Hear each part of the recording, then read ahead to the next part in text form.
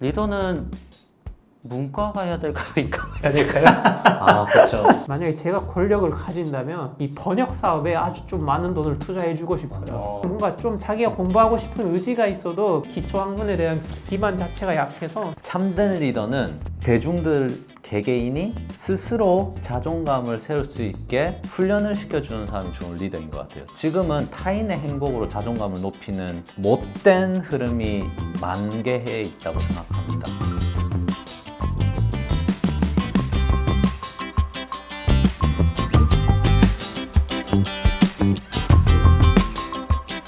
어렴풋이 알고 있는 것들의 본질을 찾아가기 위해 이야기하고 의심하고 또 헤매는 시간이 돌아왔습니다. 오늘은 5월 28일인데요. 제21대 대선을 약 일주일 앞두고 있습니다. 그래서 오늘은 리더라는 주제로 이야기를 한번 나눠보려고 하는데요. 우리가 누군가를 선택한다는 건 그 사람이 어떤 리더인지를 고민하는 일이기도 하니까요. 그럼 오늘 함께 이야기해 주실 분들 간단하게 자기소개 좀 부탁드립니다. 예, 제 소개를 하자면은 오늘은 뭘로 소개하죠? 저번에 책으로 했는데 저는 직장 경력 7년 정도 했고 오늘 리더니까 팀장 한 3년 정도 해본 조인호라고 합니다. 반갑습니다. 그렇죠. 팀장을 벌써 3년 정도 했나요? 네, 3년 안 채웠는데 3년 차까지 했습니다. 팀장 때 나오신 거군요. 예. 소개 한번 해주시죠. 네, 안녕하세요. 자기소개, 리더가 주제인데 저는 리더랑 아주 안 맞는 사람이어서 저는 아주 개인적인 개인주의자를 추구하지만 어쩔 수 없이 이제 조직에 속해 있는 배병길이라고 합니다. 네. 제 소개를 안 했죠? 저는 리더가 되고 싶은 고원길이라고 하고요. 여기 유튜브 촬영 리더 아닙니까? 예. 그러니까요. 제가 몇 번 리더를 하려고 했었는데 좀 하고 있잖아요. 네. 쉽지가 않더라고요. 팔로워들 잘 따라줍니까? 프로젝트를 한 3번 정도 말아먹고 지금 한 4번째 프로젝트를 하고 있습니다. 국밥이에요? 여튼 본격적인 이야기 들어가기 전에 예. 일단은 각자의 좀 경험부터 나눠보면 좋을 것 같아요. 각자가 리더였던 경험. 그러니까 리더라고 해서 막 사실 거창할 필요는 없잖아요. 뭐 반장이나 동아리 회장, 학회 대표나 회사에서 아까 말씀드렸듯이 팀장이 될 수도 있고 그런 것들에 대한 경험을 좀 나눠볼까요? 살면서 좀 리더 역할을 맡아본 적 있으세요? 저는 뭐 많지도 않고 적지도 않았던 것 같아요. 성격상 저도 병길님이랑 비슷한데 그래서 제가 병길 씨랑 좀 성격 비슷하긴 하거든요. 저도 나서서 뭐 하는 걸 엄청 부담스러워하고 그런데 은근히 또 그렇게 되더라고요. 그게 또 만만해서 리더십이 있어야 할 수 있는 것도 있지만은 그 무리에서 좀 만만하고 좀 적합한 중간 정도가 리더를 많이 하는 것 같아요. 맞아요. 그런 식으로 좀 많이 했던 것 같아요. 뭐 학교에서도 조별 과제 나서가지고 하는 사람 없으니까. 나 전혀 그런 성격 아닌데 3번 했고 떠밀려서. 하다 보니까 리더 돼 있음. 오. 그 회사에서도 리더 했었고 뭐 큰 회사는 아니었지만 근데 성격 안 맞았는데 억지로 했죠. 네, 뭐 한 몇 번 있습니다. 그건 찐 개인주의자나 찐 이제 팔로워가 아닙니다. 떠밀리는 것 자체가 일단 기존에 어느 정도 눈에 띄었다는 거예요. 최소한은. 네. 맞습니다. 네, 저 같은 제가 실력자. 진짜 개인주의자는 눈에 전혀 안 띕니다. 네. 근데 형 같은 경우에는 뭐 회장이나 그래도 학창 시절 좀 공부 좀 했잖아요. 회장했어? 예를 들어 동아리 부회장 이런 거 했는데 환경부 동아리 부회장 아니었어? 자발적으로 한 거 아니고 그 이전에 이전에 회장이 추천을 했고요. 그 몰래 뭐 딱히 제가 자발적으로 한 것도 아니고 또 그 친한 동생 2명이 회장과 총무를 맡아서 그때 그냥 뭐 어떻게 하다 보니 하게 됐어요. 굳이 제가 자발적으로 한 건 아닙니다. 두 분 다 막 그 리더가 되고 싶었던 적도 전혀 없었습니다. 그다지 없으시고 예. 형도 막 리더가 되고 싶다 그런 적은 없으세요? 막 회장 선거를 나갔는데 한 표 차이로 아쉽게 떨어졌어. 그래서 밤에 잠을 못 이뤄.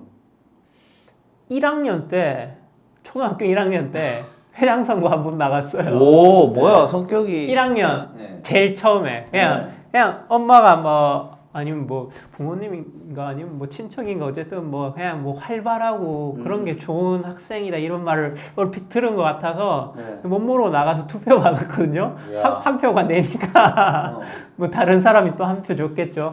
그 뒤로 상처받아서 고등학교 3학년까지 회장 선거에 나가본 적은 없고요.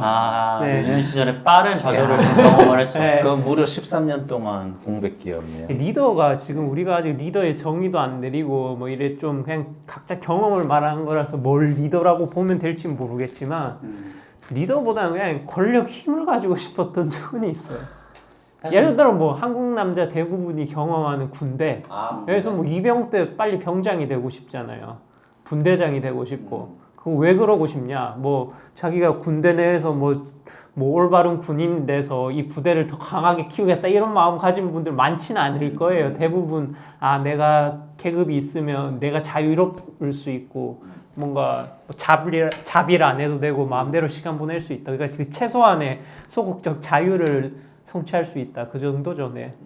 근데 뭐 그런 리더가 되고 싶다는 경험? 이게 리더인지도 모르겠어요. 진정한 리더는 조금 이따가 말해봐야 되겠지만. 그쵸. 네. 두 분 다 뭐 리더에 대한 경험이 막 그렇게 있진 않고. 사실 본인은 저도 있습니까, 사회자님? 어렸을 적에는 저 초등학교 때까지는 약간 그 회장, 부회장 선거를 욕심이 있었던 것 같아요. 그래서 나가기도 하고 정확하게 기억은 안 나는데 한 번 정도 했었던 것 같아요. 야, 회장 됐어요? 네, 근데 이제 저는 그게 싫었어요. 회장 되면 햄버거 돌리고 콜라 돌리는 거 있었잖아요. 선거법 위반 아닙니까? 금권 선거 아닙니까, 그 금권? 하고 나서 돌리는 거니까 그건 포퓰리즘 아닙니까? 공약에는 걸지 않죠. 그러니까 암묵적으로 이제 뭐 회장이 되면 다들 알잖아요. 햄버거도 뭐 그때는 롯데리아가 대부분이긴 했는데 롯데리아 버거 사면은 콜라 나눠주고. 그럼 회장 선거에 나간 이유는 뭐죠? 그때도 저는 일단 회장이 되고 싶은 마음이 어느 정도 있었고. 그러니까 이유가 왜? 명예욕. 네, 명예욕, 권력욕, 뭐 아니면 좋아하는 여자한테 잘 보이고 싶다, 뭐 등등등. 좋아하는 여자한테 잘 보이고 싶어서 나간 적은 없고요. 그러니까 저는 그러게요. 왜 나가고 싶었는지를 지금 생각해 보면 그냥 뭔가 답답했던 것 같아요.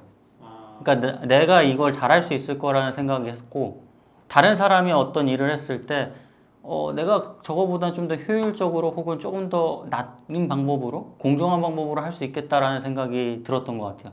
그래서 아마 2학기 때 부회장을 했었던 것 같고 그리고 여태까지 뭐 지켜봐왔던 회장들을 보면서 좀 그런 생각을 하지 않았나 싶었던 것 같네요. 지금은. 근데 저도 사실 그 뒤로는 막 나서는 걸 별로 안 좋아해가지고 뭐 맡아서 하는 거를 어쩔 수 없이 하는 경우가 많긴 하지만 많지는 않았던 것 같아요. 그래서 그런 순간들이 좀 셋 다 막 회장이나 리더로서 좋은 감정은 안 쳤던 것 같고 약간 부담에 가까운 것 같네요. 예. 성격도 그렇고. 네. 맞습니다. 뭐죠 그 리액션은? 네, 씩씩한 리액션. 목소리 크게 하라 해가지고 혼났거든요, 리더한테. 자, 말 잘 그래서 듣네요. 예. 조용. 예. 자, 그래가지고 이번에는 우리 개인적인 경험을 좀 들어봤으니까 내 삶에 영향을 준 리더에 대해 좀 이야기를 나누면 어떨까 싶어요. 그러니까 예를 들면 뭐 역사적인 인물이 될 수도 있고, 근데 또 유명한 인물이 아니어도 뭐 회사 대표님이나 아니면 학교 선생님, 혹은 친구나 뭐 가족, 아버지, 어머니나 뭐 형, 누나가 될 수도 있고, 그 사람이 어떤 방식으로 좀 리더십을 발휘했고, 그래서 그게 나한테 어떤 영향을 주었는지에 대해서 좀 이야기를 해보면 어떨까 싶습니다. 떠오르는 리더라. 전 있었는데 없어져가지고 좀만 더 생각해볼게요. 있었는데 없어졌던 게 기억이 지금 당장 안 나는 겁니다. 불과 몇 년 전까지는 존경할 만한 리더였는데 이제 아는 사람이 있어서. 그러면은 제가 그걸 좀 여쭤볼게요. 예. 불과 몇 년 전에 존경할 만한 리더였던 분은 네. 어떤 모습 때문에 그 존경을 하는 리더였어요? 일단 회사 대표였는데 참 제가 본 사람 중에 가장 5위 안에 들 정도로 선한 사람이었고 누굴 화내는 걸 본 적이 없는데 일단 회사를 잘 이끌어갔고 근데 이렇게도 회사를 이끌어갈 수 있구나 이렇게 뭐 피드백을 주더라도 화를 안 내고 조곤조곤하게 논리 있게 말하면서도 팀원들이 잘 따라오고 뭐 이제 이렇게 회사를 운영해도 되나 싶을 정도로 이제 인간성을 잘 챙겨주고 뭐 당연히 잘 챙겨야 하는데 그게 아주 잘 챙겨준 수준이었기 때문에 그게 신기했는데 근데 최근에 또 생각해보면 약간 회피형이 아니었을까 문제 회피형이 아니었을까라는 생각이 좀 들어가지고 지금 긴가민가한 대표님이 떠올라요. 그때 이제 생각이 들었던 거는 약간 인성이 좀 좋으시고 네, 인성 좋고 이렇게도 했어요. 부드럽고 네. 근데 쾌활하고 쾌활하고 네. 회사는 잘 운영하고 몇 년 동안. 음, 그래서 리더는 신기한 리더라고 생각했죠. 성과와 덕이 둘 다 있었네요. 성과는 그저 그랬어요. 근데 덕은 뭐 풀스탯. 근데 지금 와서는 어쨌든 더 이상 이제 존경을 해도 되나 안 해도 되나 그 네. 생각을 하게 되는 거잖아요. 네. 지나고 보니까 너무 뭐랄까 문제를 맞닥뜨리지 않고 회피하는 성향이었던 것 같다. 뭐 그런 것도 있는 것 같기도 하고. 네. 잘 모르겠어요 지금은. 그냥 그저 그래요. 그래서 지금 리더를 좀 새로 생각해 볼게요 전. 참 이 질문이 제일 어려웠어요. 왜냐하면 영향을 준 리더가 없거든요. 저는 누구한테 영향을 따로 받거나 그러는 게 물론 있겠죠. 근데 그게 기억에 남을 정도로 아니면 내 삶에 결정적인 선택을 할 만큼 아니면 결정적인 변화를 만들 만큼의 리더는 딱히 기억이 안 나요. 없을 것 같아요. 근데 예를 들면 그런 네. 것도 있잖아요. 뭐 리더라고 좀 하기 그럴 수도 있겠지만 역사적인 인물이나 철학가 중에서도 뭐 징기스칸이나 세종대왕이나 아니면 뭐 역대 대통령들 중이라던가 그런 분들도 좀 없으세요? 그러니까 이 사람을 닮고 싶다 아니면 멋있다 이런 사람 있죠. 근데 그런 사람들이 아주 개인적인 그러니까 예를 들어 제가 좋아하는 소설가 일본 소설가 중에 마루야마 겐지가 있는데요. 이분은 아예 집단 생활을 싫어해서 시골에서 은거하시면서 글 쓰시는 분이에요. 그리고 제가 뭐 어디 뭐 예를 들어 어떤 뭐 영토를 넓힌 대왕님 아니면 뭐 국가를 잘 이끈 뭐 행정가나 뭐 그런 사람을 멋있다고 생각한 적이 있고 뭐 존경은 하지만 영향을 받아서 제 삶을 바꾼 기억은 없는 것 같아요. 그래서 어려워. 근데 물론 좀 긍정적으로 생각을 해서 리더가 영향을 당연히 미치죠. 어떤 리더든 제가 뭐 아무리 개인주의자라도 조직에 들어갈 수밖에 없으니까. 예를 들어 뭐 트럼프만 해도 나랑 관련이 없지만 관세 정책으로 우리나라 경제가 뒤흔들리고 있잖아요. 그러면 좀 질문을 넓혀가지고 그냥 생각나는 리더 있어요? 그냥 뭐 영향까지 안 받더라도 그냥 나는 리더 하면 딱 이 사람이 저 떠오른다. 떠올랐어요. 정주영 회장. 어, 저희 정주영 회장님 어록 벽에 붙여놨거든요. 맞아요. 그때 가서 봤잖아요. 네. 그러니까 그 뭐 인간성을 존경한다기보다는 그 성과와 그 강한 추진력을 존경하는 거라서 뭐 예를 들면은 제가 특히 감명 깊게 읽었던 이라 딱 한 가지만 말한다면은 한 뭐 사업 몇 년 하다가 이제 정부 이제 토목 사업을 하는데 그 당시에 우리나라 토목 자체 산업이 자체가 별로 누적되지 않았던 시절에 그 비용이 얼마인지도 모르고 무슨 다리 공사를 했다고 하대요. 근데 다 날려 먹었다 하더라고요. 공사비가 훨씬 많이 들어가서 집도 팔고 뭐도 팔고. 근데 신뢰가 가장 중요하다고 파산할 지경에 이르러서까지 다 만들고 뭐 그 자기가 만든 다리 밑에서 노숙을 했다 이런 자서전 책이 있더라고 그 내용이 있더라고요. 그래서 그걸 보고 참 대단한 사람이다 이 생각했습니다. 자기가 이제 맡은 일을 끝까지 해내는 네, 무조건 신뢰다 뭐. 근데 또 한편으로는 성격이 약하지 않았던 것 같은 게 뭐 토목공사장에서 이제 계속 철회하고 계속 일하고 있는데 모두가 한 트레일러 기사를 이렇게 자고 있었는데 바로 올라가서 싸닥을 후렸다 그런 내용도 있더라고요. 근데 그게 자기가 한 말이에요. 자서전인데 그런 거 보면 좀 보통은 아니었던 것 같습니다. 그 정도는 해야. 네.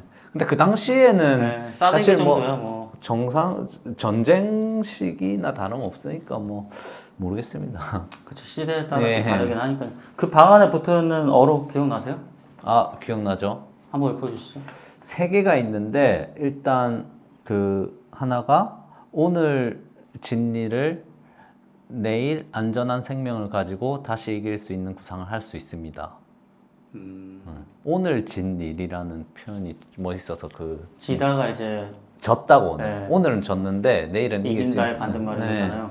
이길 수 있는 구상을 할 수 있다. 그래서 뭐 그런 거 뭐 예를 들면 경부고속도로가 이제 지금 당연한 듯이 받아들이지만 저는 그게 피라미드보다 더 거대한 인간의 예술품인 것 같아요. 그러니까 저도 경부고속도로 타고 다니면은 이거 어떻게 만들었는지 모르겠어요. 그 시대에. 맞아. 그 대단한 건 확실한 것 같아. 그리고 존경하는 사람들도 많긴 하니까 뭐. 네. 그렇죠. 정주영 회장님의 네. 어떤 그 리더십과 결과물을 만들어내는 능력을 네. 좋아하는 사람들이 많죠. 네, 맞아요. 뭐 일단은 부흥을 하긴 했으니까 우리나라 부흥 존경할 만한 것 같아요. 저도 생각나는 사람 한 명 있어요. 뭐 딱히 존경한다거나 닮고 싶다기보다는 뭔가 현대 리더로서 이 사람이 리더로서 부합하는 면이 많다. 기업가 중에 일론 머스크 있잖아요. 최근에 뭐 정치적인 뭐 그런 트럼프랑 그런 것 때문에 비판도 많이 받고 했는데 적어도 그 기업가적으로서 뭐랄까 비전을 제시하는 능력. 예를 들어 뭐 누구는 지구에서 뭘 하겠다, 뭘 하는데 그 사람은 화성을 가겠다. 아니면 뭐 태양을 해서 에너지를 완전 태양광으로 에너지를 내가 완전 하겠다. 이런 비전 제시 능력이나 아니면 제가 알기로는 머스크가 20대 그런 어린 나이에 이제 뭐 IT 회사 이런 걸 잘 해가지고 팔아가지고 맞아요. 몇 천억을 벌었던 걸로 엑시트하면서 근데 그걸 그냥 뭐 솔직히 그 돈으로 뭐 먹고 살고 할기 뭐 평생 누릴 수 있는데 그걸 또 재투자해서 뭐 전기차 만들고 뭐 그런 우주회사 만들고 이런 그런 비전과 추진력 그런 게 대단하다고 느꼈고 또 모든 리더는 제 생각에 자기 일을 사랑한다고 생각해요.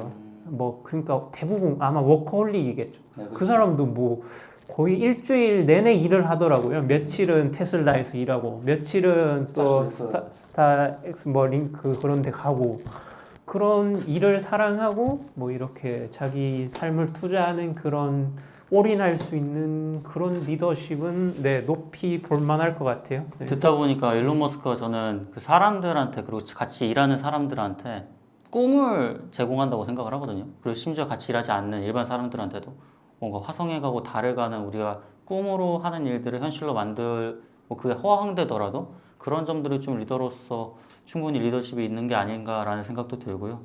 그럼 여기서 한 가지 더 질문을 해보면 우리가 방금 여러 리더를 말했는데 네. 좋은 리더라고 말을 할 때 그 기준은 뭘까? 그러니까 리더가 갖춰야 할 자질은 어떤 것들이 있을지에 대해서 좀 이야기를 해보면 좋을 것 같아요. 아까 말했듯이 뭐 인성, 부드러움, 혹은 카리스마, 책임감, 뭐 유머 감각 뭐 그런 것도 있을 수 있겠죠. 좀 어떤 자질이 좀 가장 중요하다고 생각하세요? 복수도 가능합니다. 네, 일단 저는 그 처음 회사에서 팀장 됐을 때 팀장 경험이 없으니까 실리콘밸리의 팀장들이라는 이제 책을 사서 읽었거든요. 근데 거기에 의하면 두 가지가 필요하다고 합니다. 진실된 관심과 적재적소의 피드백. 진실된 관심은 개인사까지 깊게 관심을 갖는 수준이라고 되어 있더라고요.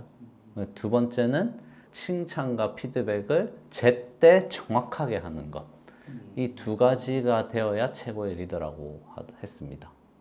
네. 그 말에 동의해서 저 그걸 따르려고 좀 최대한 노력을 했습니다.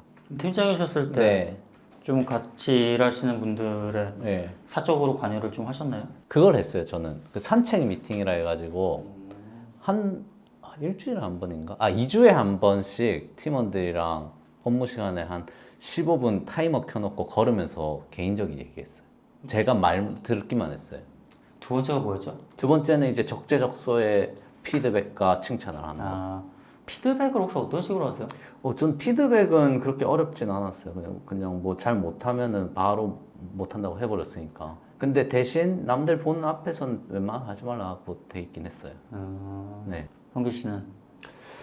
리더라는 게 일단은 시대에 따라 변하는 거고 조직에 따라 다르잖아요. 그래서 이걸 뭐 일반적으로 말하기는 상당히 어렵긴 하지만 그 중에 좀 하나가 네. 뽑으면 가장 중요한 그런 비전이라고 봐요. 그러니까 앞서 뭐 듣거나 아니면 실수를 인정하는 용기나 이런 걸 하는 사람은 그래도 많다고 보지만 비전을 가진 사람 진짜 소수라고 보거든요. 살아가면서 특히 뭐 어떤 조직이든 아니면 우리 사회든 국가든 비전을 가진다는 거는 제 생각에는 일단 그 일에 대해서 거기에 어떤 자기가 이끄는 조직에 대해서 애정이 있어야 되고 엄청난 시간을 투자해야 되고 엄청난 고민이 필요할 것 같아요. 일단 그런 시간 투자와 전문성 지식은 기본이고 또 타고난 것도 필요한 것 같아요. 그냥 뭐랄까 성격 자체가 이 좁은 시야에 갇혀 있는 사람은 비전을 가지기 어렵다고 보거든요. 그래서 넓게 보고 뭔가 또 비전을 가지고 있다고 해서 그게 되는 게 아니잖아요. 자기 머릿속만 공상만 하는 사람이 있지만 실행력도 있어야 되고. 그렇죠. 리스크도 네. 감수할 줄 알아야 되고. 그래서 저는 비전을 가지는 게 최고의 리더의 그 중요한 덕목이 아닐까. 네. 그러니까 생각해보니까 저도 지금 여러 대표님들 만나고 같이 함께 일하면서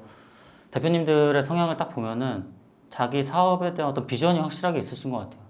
그리고 자영업자 1인 프리랜서로 하시는 분들조차도 대표가 되거나 리더가 되려면은 자기가 하는 일에 대한 정확한 비전이 없는 사람은 흔들리더라고요. 그러니까 자기가 하는 일에 자기가 흔들리는 경우가 많아서 그 부분이 좀 중요한 것 같습니다. 그러니까 자기도 안 흔들리고 같이 일하는 사람들도 안 흔들리게 하려면 명확한 비전을 세울 줄 아는 게 맞는 것 같네요.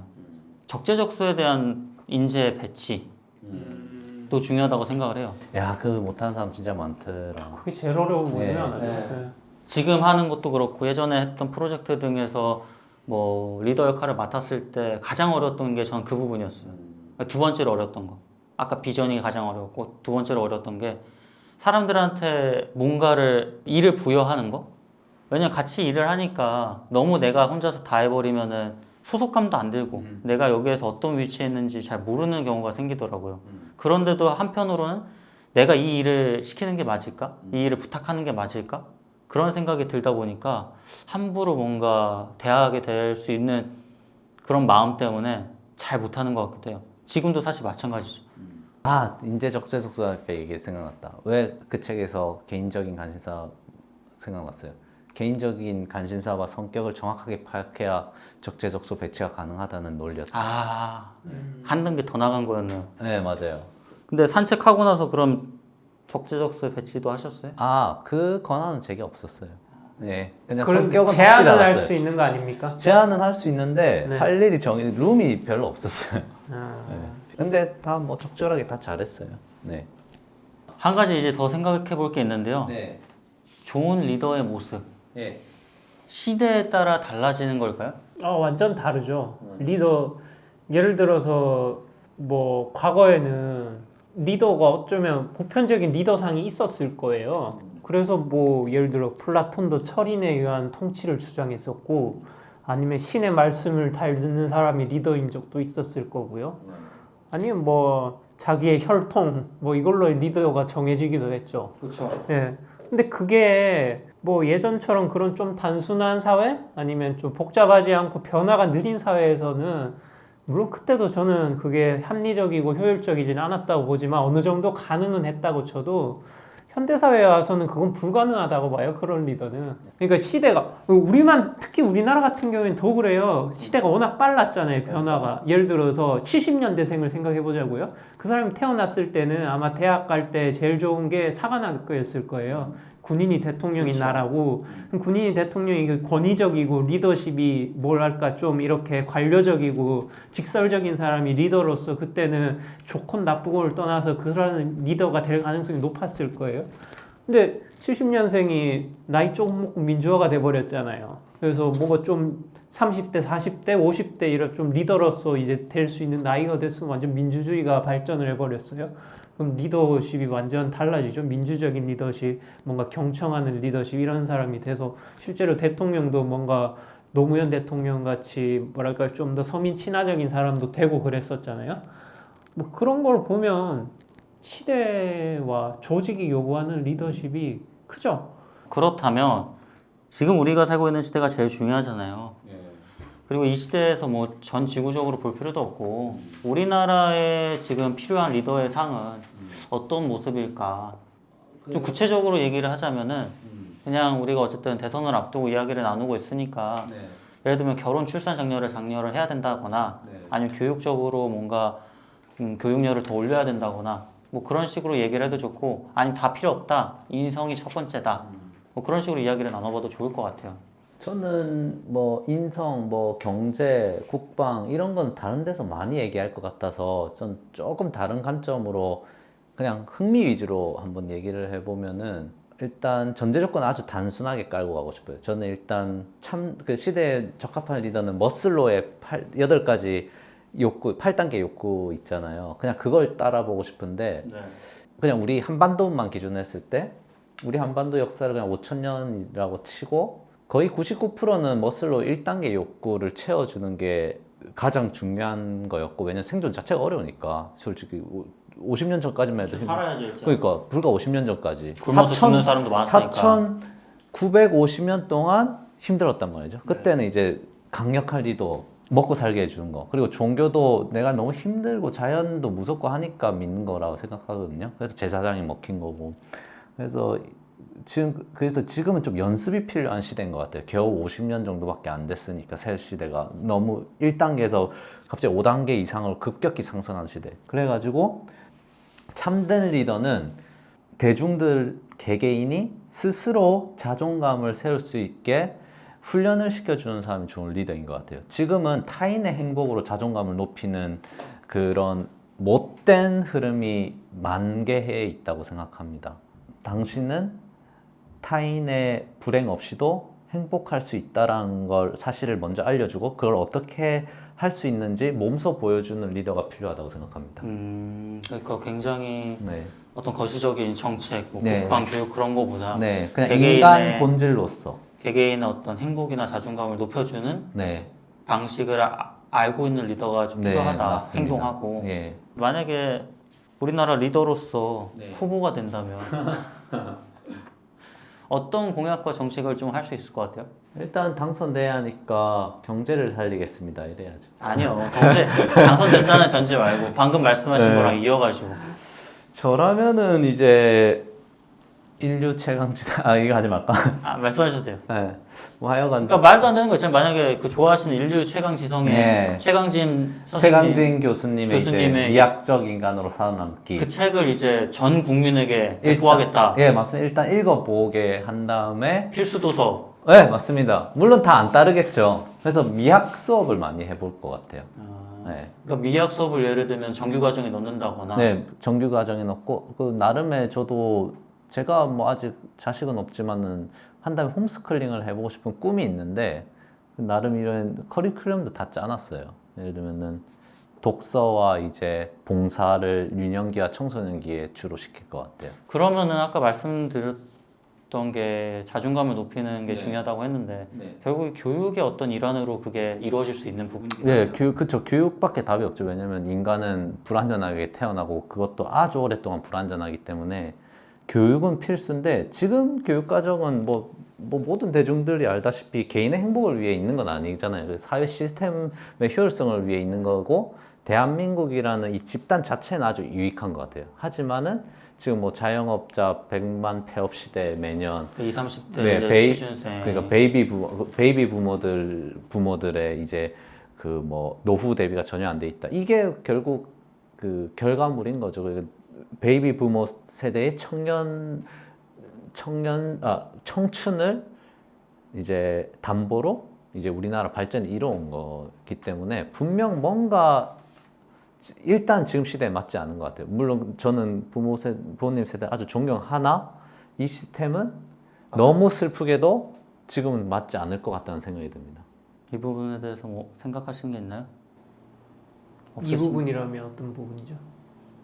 행복권 추구를 위한 최강진 교수님의 책 배포에 대해서 아니 그러니까 뭐 개인의 책에 대해서 뭐 제가 뭐 이러쿵 저러쿵 하기에는 그분의 책도 더 많이 안 읽어봤고 그리고 또 제가 좋아하는 분도 뭐 다른 책도 많아서 그런데 근데 교육에 있어서 이야기한 부분 상당히 공감해요. 지금 뭐 예를 들어 대선으로 좁혀보자면 대선만 해도 교육 이야기는 별로 안 하거든요. 왜냐하면 이게 표가 별로 안 돼요. 워낙 민감한 문제고 뭔가 하나의 주장을 했으면 공격받기도 쉽고 또 이게 뭐 학부모라든지 학생이라든지 거의 우리나라는 교육에 올인한 나라잖아요. 그래서 그 한마디에 많은 영향을 받기 때문에 표도 이동이 해서 리스크가 크거든요.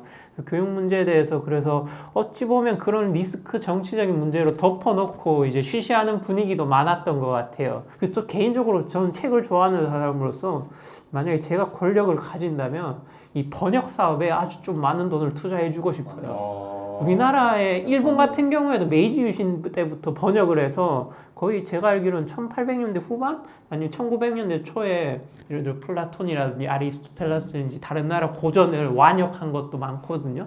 그러니까 우리나라는 그 일본에 번역한 거를 이제 중역하는 것도 있고 독일이나 아니면 뭐 번역했는데 아직 모든 그 컨텐츠를 다 번역하지 못한 것도 많고 그래서 그냥 뭐랄까요. 엄청 약해요. 뭔가 좀 자기가 공부하고 싶은 의지가 있어도 그런 기반 자체, 기초 학문에 대한 기반 자체가 약해서 저는 뭐 이건 아주 미세적인 교육에 있어서 아주 미세적인 부분이지만 그냥 제 당장에 드는 생각은 그래 뭐 번역에도 좀 투자도 해보고 싶고 그런 뭐 아주 고민 공감합니다. 많아요. 네. 저는 번역서를 워낙 많이 읽기 때문에 어쩔 수 없이 그렇죠. 철학책, 문학책 좋아하니까 번역 아주 중요한 것 같아요. 그 뭐 챗GPT가 외국어 다 잘한다 해도 사실 번역이란 게 그냥 단순히 언어 교환이 아닌 것 같아요. 그 문화와 그 뉘앙스를 잘 파악해야 하는데 번역가 아무나 하는 것 같지는 않거든요. 번역 워낙 개판인 게 많으니까 요즘 좀 직역으로 하더라도 네. 뜻이 안 맞는 경우가 그러니까 대부분이잖아요. 그 뜻 직역하면 안 되는 번역도인 것처럼 영어만 알아도 걔들은 굳이 외국어 안 배워도 맞아요. 될 정도예요. 영어로 워낙 많은 컨텐츠가 다 번역돼 있으니까 일본만 해도 뭐 노벨상, 과학상 많이 받았잖아요. 그 사람들 중에 외국에 한 번도 안 가고 일본에서만 공부해서 된 사람도 있어요. 그 사람들의 그렇게 할 수 있는 이유 중 하나는 어쨌든 자국 내에서 공부만 해도 자국어만 알아도 엄청 양질의 콘텐츠를 많이 흡수할 수 있는 그 기반이 있거든요.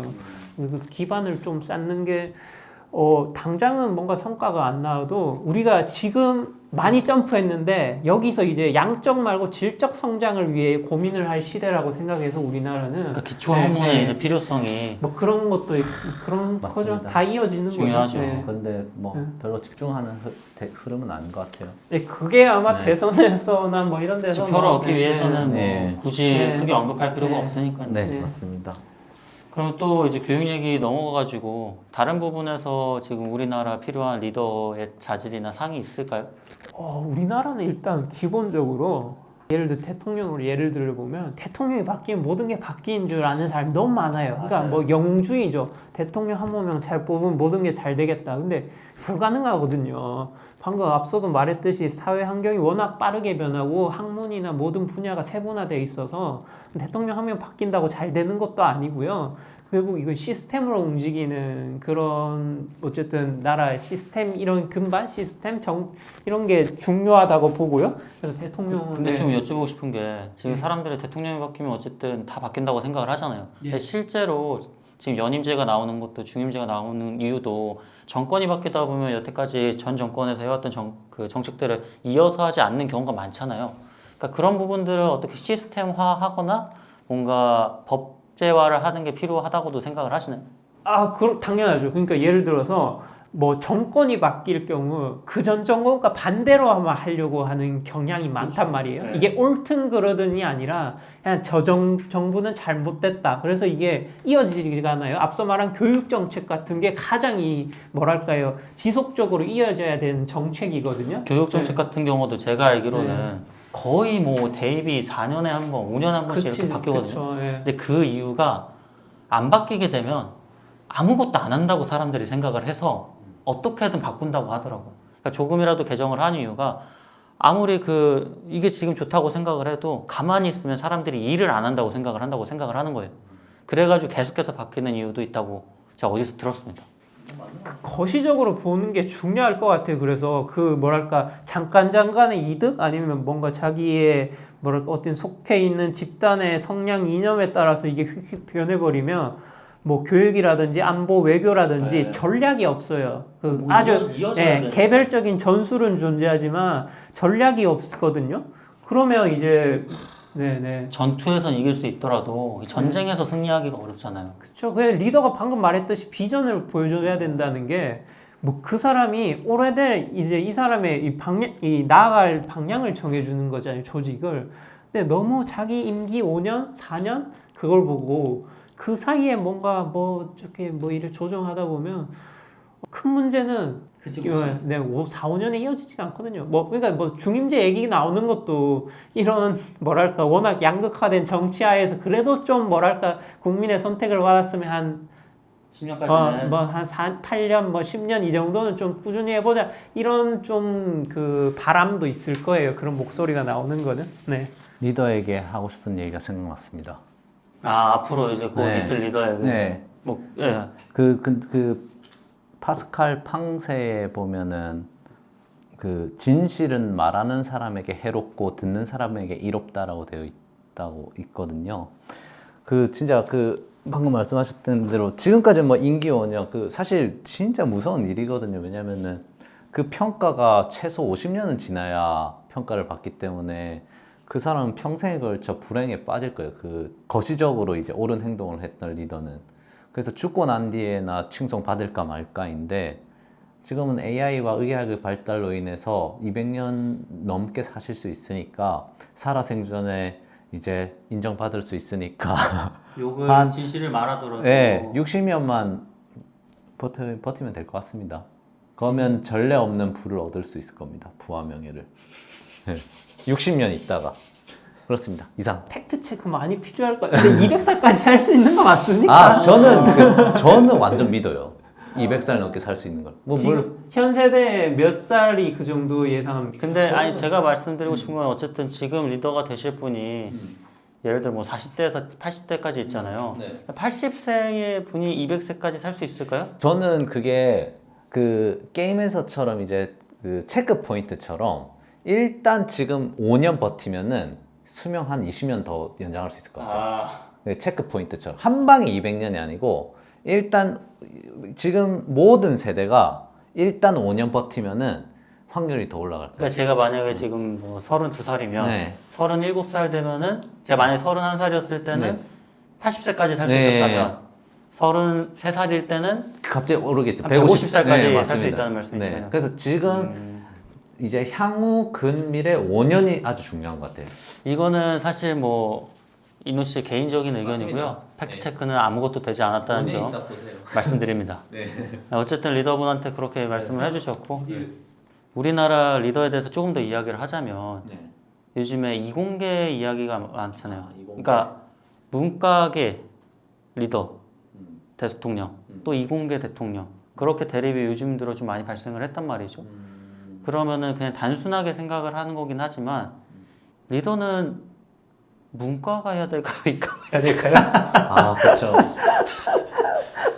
참 어려워. 근데 이게 근데 중요한 문제예요. 왜냐면은 그 흔히들 말을 하지만 경영하시는 분들이 결국에 위 리더의 자리에 앉고 공대생이나 이공계 하시는 분들은 그 뭐 폄하하는 건 아니지만 리더가 되는 경우는 드물잖아요. 아, 이공계 쪽이. 네, 이공계 쪽이 그 평균치로 보자면 굉장히 높은 자리에 앉으시는 분이 많지만 최고의 자리에 앉는 사람들은 보통 그 말을 잘하거나 뭐 정치를 잘하는 사람들이겠죠. 그런 면에서 요즘에 어쨌든 이공계의 리더가 떠오르는데 화두가 되는데 그 부분에 대해서는 좀 어떻게 생각들을 가지고 계시나? 일단 뭐 저는 지금 정치 쪽에 얘기를 하고 있는 것이어서 정치적 리더에 있어서는 대표성 일단 당연히 중요하다고 생각하거든요. 뭐 국회의원이든 대통령이든 뭐 예를 들어 여러 분야에서 예를 들어 국회의원을 들어볼게요. 여러 분야에서 국회의원이 돼야 된다고 생각해요. 근데 지금 뭐 주로 뭐 검사, 변호사들, 법률가들이 아마 전체 인구의 뭐 1%도 안 될 건데 국회에 가면 한 20% 이 정도는 그렇죠. 차지할 거예요. 그다음에 나머지는 뭐 어디 관료 출신들 특히 기재부가 장악하고 있죠. 우리나라 관료사회는 아니면 뭐 언론 출신, 뭐 대학 뭐 교수 출신 이런 분들을 합치면 뭐 국회의원의 한 뭐 거의 대부분을 차지할 거예요. 그러니까 아주 대표성에 좀 문제가 있겠죠. 그런 것 감안했을 때 이공계가 돼야 된다 아니면 문과가 돼야 된다 이런 것보다는 우리나라에서 지금 리더 중에 이공계 출신이 너무 없는 건 사실인 것 같아요. 그렇죠. 그래서 뭔가 이공계 출신만이 가질 수 있는 지식이나 아니면 생각이나 비전도 분명히 있을 거예요. 그 문과나 이과냐에 따라서 뭔가 사람의 한계를 정하고 싶지는 않지만 그 경량성은 있다고 보거든요. 그럴 수 없지만. 그래서 좀 더 당연히 많아져야 된다고 생각하고 그리고 우리나라의 경쟁력으로 봤을 때는 앞으로 향후 이과적인 요소가 아주 중요할 거예요. 뭐 AI 시대다 뭐 이런 얘기 하는데 그래서 뭐 저는 리더가 많아졌으면 좋겠어요. AI가 아니라 이공계 리더가. 네. 그렇죠. 여태까지 어쨌든 이공계열의 그 리더가 거의 없기도 했고 아예 존재하지 않았죠. 사실상 뭐 말하자면 뭐 우리나라에는 없었던 것 같은데 이공계가.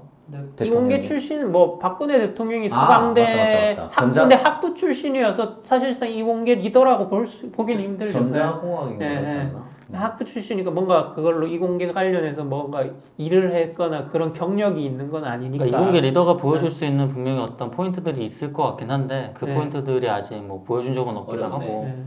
근데 꼭 그렇다고 뭐 이공계 리더가 돼야 된다는 이야기는 아니고 그냥 대표성의 관점에서 봤을 때 좀 많아져야 할 필요성이 있다고 봐요. 굳이 대통령이 아니라 뭐 국회의원이나 그런 쪽에 있어서. 그렇죠. 좀 중요한 자리 관직에 있었을 때 저도 동의를 하는 게 그 사실 저는 그렇게 생각도 하거든요. 그러니까 이과 문과 나누기는 좀 그렇지만 문과 계열의 어떤 고위 공직자들이나 리더들이 이공계를 좀 공부를 해야 된다고 생각을 해요. 만약에 자기가 됐으면 혹은 그걸 필수적으로 어떤 수료를 하는 과정을 만들어야 조금 더 이해도가 높아지고 실제 실무자들하고 이야기가 될 텐데 결국엔 사실 리더라는 게 아까 제가 드렸듯이 적재적소에 인재를 배치를 하려면 그 분야에 대해서 조금은 알아야 되거든요. 근데 그런 분야를 좀 공부할 수 있는 과정이 좀 의무적으로 필요하지 않나 그런 생각도 좀 들고요.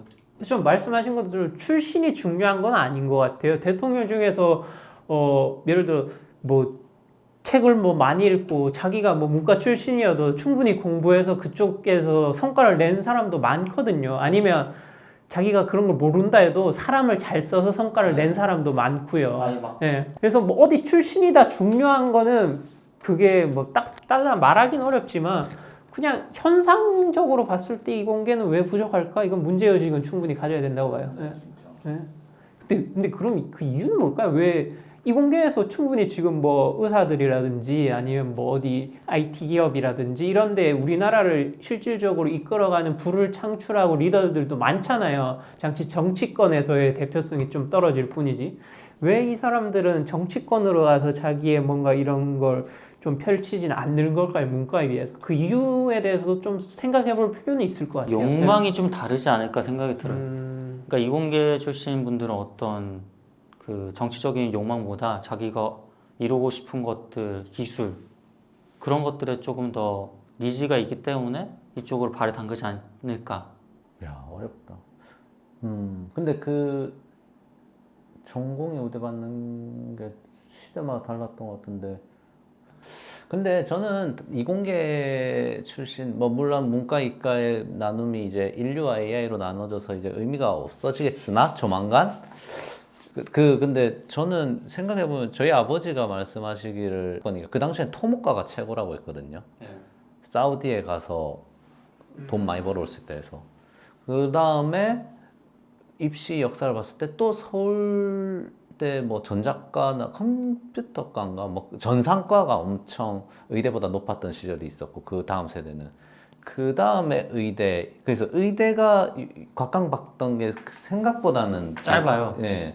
그래서 그냥 자연스러운 흐름 같아요 지금 시대에. 그래서 지금 다시 이공계가 다시 뜰 것 같긴 해요. 그 전반적으로. 인기과가. 근데 네. 뭐 한국에 뭐랄까요? 그 해방 이후로는 네. 이대가 뭐랄까 그게 된 적은 야, 이공계가 대통령이 이공계가 된 적이 없다. 대통령이 되거나 아니면 그런 뭐랄까 좀 리더십을 장악했다고 말하기는 어렵잖아요. 계속 문과 쪽이 아니었을까요? 뭐 그렇긴 한데 뭐 대통령을 뭐 우리나라 최고의 성과라고 한다면은 맞는 말인데 과연 대통령이 최고 성과일까 하면은 좀 더 생각해봐야 할 것 같아요. 그러니까 우리나라는 또 뭐 민주주의 국가니까 어디 박물관장 어디 기관장 해서 떵떵거리는 사람도 많았으니까 뭐 예를 들어 삼성, LG 이런 데는 전통적으로 이공계 회장들이 많단 말이죠. 지금은 경영 회계과긴 하지만은 그럼 우리나라의 산업 중심군을 이루는 제조업이나 이런 데는 이공계 리더가 훨씬 많긴 해요. 일단은 그 자리의 가치와 대통령, 국회의원의 가치를 비교했을 때 물론 이쪽에 권력이 세겠으나 개인의 욕망 충족으로 보았을 때는 거의 비슷하거나 오히려 이쪽이 더 높을 수도 있다라고 봅니다. 이공계 입장에서는. 그런 것도 있을 것 같아요. 그 이공계 출신들이 이제 우리나라 제조업도 많고 이공계 출신들이 많은데 뭐 이래 사실 기술을 쌓아서 경영을 하고 싶은 사람도 있을 건데 아니면 기술적으로 전문직, 뭐 연구직이나 기술로서 계속 자기가 커리어를 쌓고 싶은 사람도 분명히 많을 거예요. 이쪽이 네. 의외로 많아요. 네. 지금 네. 후자가 진짜 그러니까 연구 많아요. 개발하는 네. 쪽이 오히려 더 많죠. 그래서 지금 제가 알기로는 기업에서도 이제 승진이 과거처럼 그냥 이제 어디까지는 실무자 하다가 어찌부터 관리자가 되는 이런 승진 루트를 따르기보다는 관료적인 루트를 따르기보다는 경영을 하고 싶은 사람 경영대로 키우고 아니면 연구자 루트를 따로 만드는 이런 투트랙 루트를 하는 기업도 많은 걸로 알고 있어요. 그런 걸 보면 뭐랄까요, 경영을 한다는 거는 어쨌든 깊게 하나를 파고들기보다는 전반적으로 얇게 여러 분야를 알아야 되잖아요. 그래서 자기만의 기술이나 전문성을 쌓고 싶은 사람한테는 이 정치라는 분야가 어쩌면 좀 정치를 비롯해서 이 리더나 경영의 분야에서는 좀 뭐랄까 선호도가 떨어질 것 같기도 해요. 그리고 성향 자체가 어떻게 네. 보면은 그럴 수도 있겠네요. 그러니까 애초에 이공계 쪽을 택한 사람들의 성향은 그 정치를 하려는 혹은 리더십과의 성향과 다를 수도 있겠다라는 생각이 들어요. 그렇다면 이제 리더가 어쨌든 뭐 자질도 얘기했고 좋은 점들도 얘기를 했는데 그만큼 리더가 감수해야 되는 부분들도 있는 것 같아요.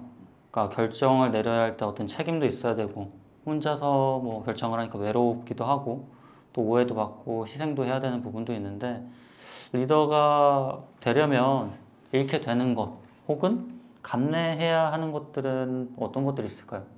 저는 뭐 아까도 말씀드렸다시피 진실은 말하는 사람에게 해롭다. 그러니까 만약에 내가 진짜 참된 리더가 되고 싶다면 그냥 뭐 리더로 한몫하고 싶다는 사람에게는 해당이 안 되는 말이고 그냥 참된 리더만 존재했을 때는 반드시 희생을 동반하는 것 같아요.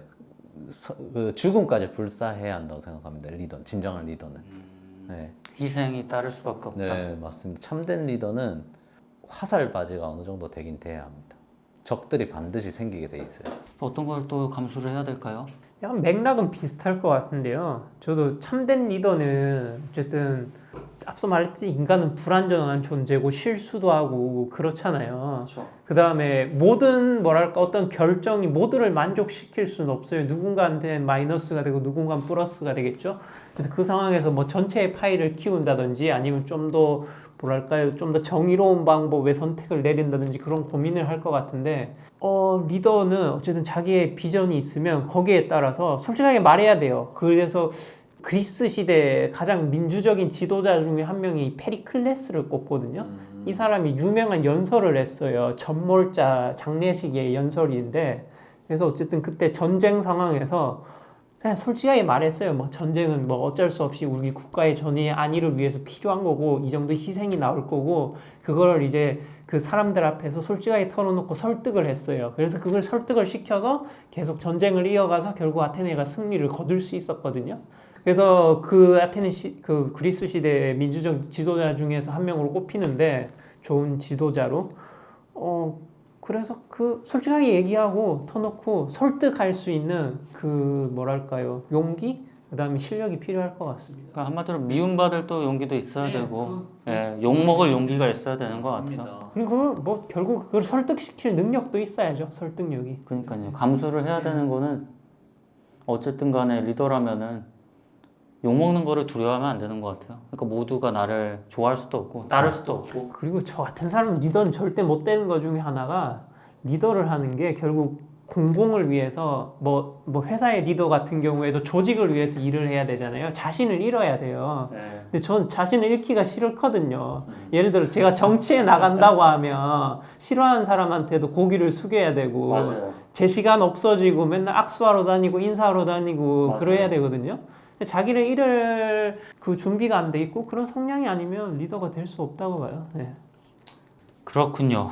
그럼 자 이제 마지막 질문으로 오늘 리더에 대해서 좀 여러 가지 이야기를 나눠봤는데 어쨌든 우리가 리더란 무엇인가에 대해 리더란 어떤 존재인가에 대해서 좀 이야기를 해봤잖아요. 오늘 이야기를 통해서 리더란 어떤 존재인가 혹은 좋은 리더란 어떤 리더인가에 대해서 한번 이야기를 해주시죠. 네, 참된 리더란 자신을 불을 태워 세상을 밝히는 사람이라고 생각합니다. 진심입니다. 이 문구 어디 많이 들어본 문구 같은데요. 누군가를 리스펙하는 것 같은데요, 지금? 그 의도 담겨 있습니까? 근데 마침 그게 맞네요. 아닌데? 자기를 태워 세상을 밝힌다. 네, 맞아요. 그건 알고 있었지만은 저도 그렇게 생각해서 그런 것뿐인데. 참된 리더요? 저는 리더가 되고 싶지가 않습니다. 리더란 어떤 존재인가? 리더란 무엇인가? 몰라요. 일단 저는 앞서 얘기랑 터무니없이 동떨어졌긴 하지만 일단 리더가 되고 싶지 않고요. 나 스스로의 리더부터 되면 좋을 것 같아요. 다들 뭐 누구의 리더가 되겠다, 남을 뭐 지배하겠다, 아니면 이끌어가겠다 하는데 이노 씨가 계속 말했듯이 스스로 돌아보고 그러하는 시간도 없어요 지금. 모든 뭐랄까 자기의 근원조차 모르면서 무슨 남을 리더를 하겠어요. 갑자기 좋은 포인트가 나온 것 같아요. 그러니까 리더는 여러 가지 중요한 점이 있지만 스스로의 성찰을 할 수 있는 리더가 필요한 것 같아요. 그러니까 자기가 무엇을 잘했고 잘할 수 있고 혹은 어떤 것에 장점이 있고 단점이 있고 과거에 어떤 잘못을 저질렀고 그거를 회개하고 용기를 가질 수 있는가부터 시작해서 그런 것들이 저는 문득 필요하다는 생각이 드네요. 그러니까 왜냐면 너무 주위만 바라보고 미래만 바라보고 비전만 바라보고 앞으로만 가는 리더가 많잖아요. 자기의 뒤를 돌아보거나 내면을 돌아보지 못하는 리더들이 있는 것 같은데 그런 면에서 앞도 보고 미래도 보지만 내면도 보고 뒤를 돌아볼 수 있는 리더가 필요하지 않나 생각이 듭니다. 맞습니다. 갑자기 문득 또 그런 생각이 드네요. 자, 여러분 오늘도 함께 해주셔서 감사하고요. 리더란 무엇인가, 좋은 리더의 자질은 무엇인가 그 질문에 대해 정답을 찾았다기보다는 그냥 서로의 경험을 통해 다양한 모습을 좀 엿볼 수 있는 시간으로 봐주셨으면 좋을 것 같습니다. 우리가 살아가는 일상 속에서도 작은 리더십은 계속 작동하고 있을지 모르겠습니다. 그럼 다음 시간에 또 다른 주제로 찾아뵙고 오늘도 시청해주셔서 감사합니다.